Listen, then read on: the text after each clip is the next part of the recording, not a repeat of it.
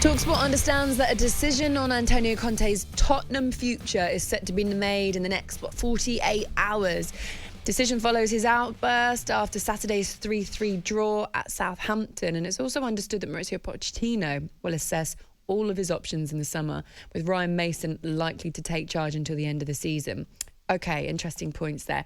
Let's get a Spurs fan on, shall we? Someone well known by talkSPORT and in the world of music. It is talkSPORT presenter, big Spurs fan, DJ Majestic. Good morning. Morning, mate. Good morning. More pain for me to come and talk about and wake up early for, eh? I know. We never get you on when Spurs are doing well. Sorry about that. It's very rare, isn't it? I know it is. I got in from the airport at 1 a.m. I was in the Alps having a lovely time at Snowbox Festival, and now I've got to talk about Spurs.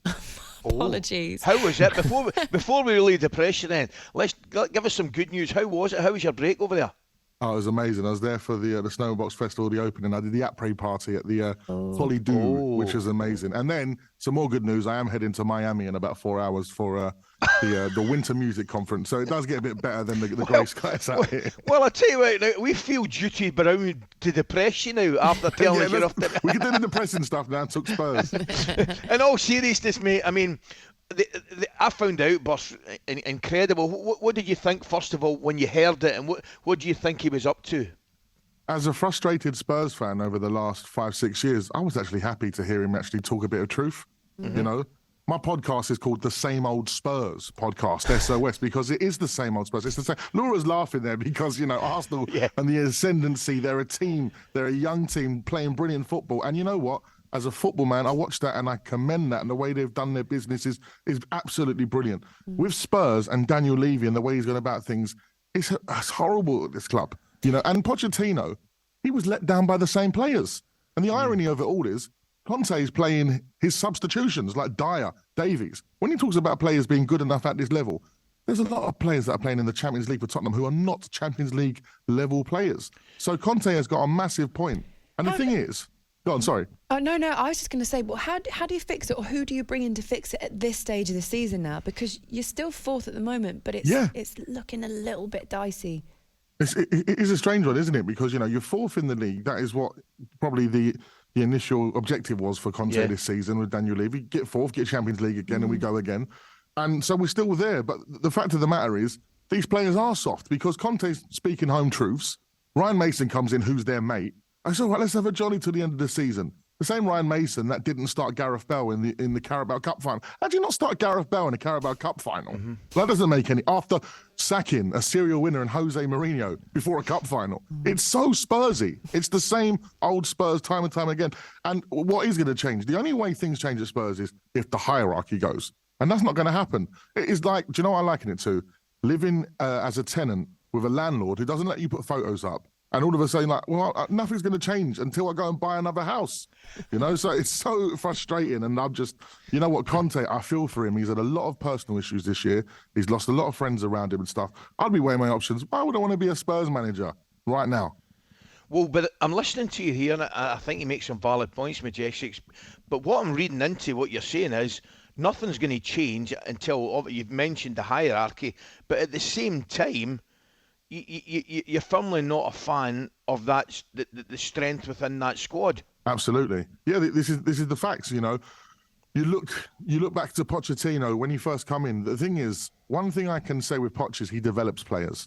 No one has developed as a football player at Tottenham Hotspur over the last 4 years with Jose Mourinho and Conte. These are managers that come in, they want instant success, and they need it with players that know how to win quickly. Whereas Pochettino was, you know, similar to Arteta in the way he could develop young players. And, you know, we've seen how Saka's come on under Arteta. I hate to keep going on about Arsenal, but, you know, the parallels are there. Arteta's Arsenal, Spurs' Poch were very similar, you know, apart from the fact that you lot look like you might actually win it.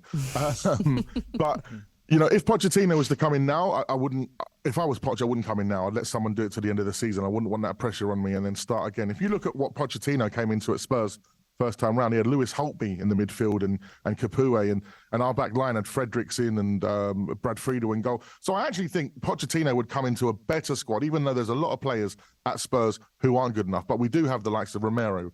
Obviously, Kane's still here. Could he keep Kane? Does Kane stay if Poch comes back? You know, Kulusevski. Bentancur's been a massive loss for us. And that's the other thing we do have to look at. 4th in the league still. We've had some terrible injury problems this year. You know, Richarlison's not come out the blocks firing either. So there's a lot of factors to it. But at the end of the day, it's the same old story. These players have let down Pochettino, Mourinho, and now Conte. And the fact of the matter is there is a mentality problem at Tottenham. And what we're doing now, the fact that Spurs fans are going, yeah, let's get Ryan Mason in to the end of the season, instead of a serial winner as Conte, shows the mentality of not only the club, but some of our fans. Because I tell you what, imagine this with Alex Ferguson. Alex Ferguson would not take any of this. You're all gone. But just, I want to ask you a quick one. If you can, and it might be very, very difficult, put your Spurs allegiance to one side and attempt to put yourself in the shoes of Harry Kane. What do you do at the end of the season? It's difficult for him, isn't it? Because at the end of the day, for me, his big move was the Man City one last season. Yeah. And that didn't happen. So for me, I'm someone that believes in like the universe and things are meant to be and not meant to be. Perhaps for Kane, it is to stay at Spurs and try and be a part of a success. Because at the end of the day, Harry Kane is one of my favourite Spurs players of all time. You know, when I met him, I absolutely fanboyed him, right? But he's also part of the failure at Spurs, let's be honest, because he has been involved in the final in the Champions League. He's been there at, 2 Carabao Cup finals. So he's part of the problem as well because, Didier Drogba, 9 finals, 9 goals. He won the Champions League for Chelsea in a team that, wasn't as strong as some of the Chelsea teams we saw at the time. So Harry also has to take responsibility. This is what Conte means about all of these players are finding alibis. When he says alibis, he's finding excuses and people always back them. I'd love Harry to go, you know what, I need to win something at this football club as well.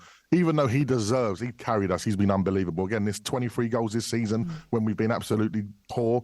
For him, if he left, I think all Spurs fans would have to just, nod away and say, fair play to your son. Yep. But I'd like to think he can hold his hands up and go, I've been a part of this. I ain't won anything with us. Where would you see him going? Because I think it's going to be very difficult, for Daniel Levy to let him go. But you're right, might have to just cash in. But would you actually see him or see Daniel Levy allowing him to go to a potential top 4 rival like a Manchester United? The thing is, Daniel Levy would probably value him at £100 million, even though he's going to be 30 in July. I think what Harry Kane's worth to Tottenham as a football club, if you look at the 23 goals he scored this season, you don't replace that. And the idea of us having Richarlison as the replacement next season scares me even more. So is it worth just go, I'll see what happens? Do we let him go on a free to someone?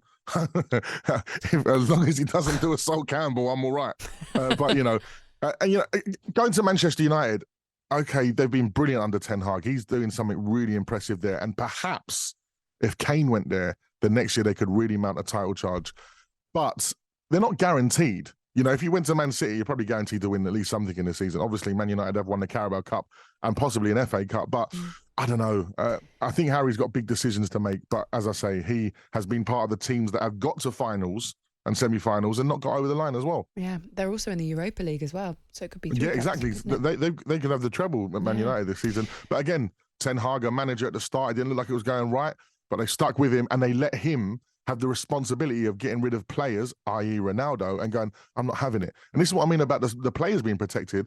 As I mentioned, Alex Ferguson got rid of some of the biggest and best players in the world when he felt their attitude wasn't right for Manchester United. Our players are now having a mutiny against a serial winner who got them the top 4 last season with Eric Dyer and Ben Davies in your defence. Kevin, thank you so much. Thank you, guys. That was brilliant. I'm glad Now, you got that off your chest. I was going to say, make sure you change your luggage now. Don't go heading over to Miami with your skiing luggage, right? I know. Or a Spurs shirt. Enjoy it. Enjoy Have the a good break. time, pal. Enjoy the sun. Later, DJ Majestic there on talkSPORT Breakfast. talkSPORT Breakfast with Laura Woods. Monday to Wednesday mornings 6 till 10. On AM, on DAB, via the talkSPORT app and on your smart speaker. talkSPORT.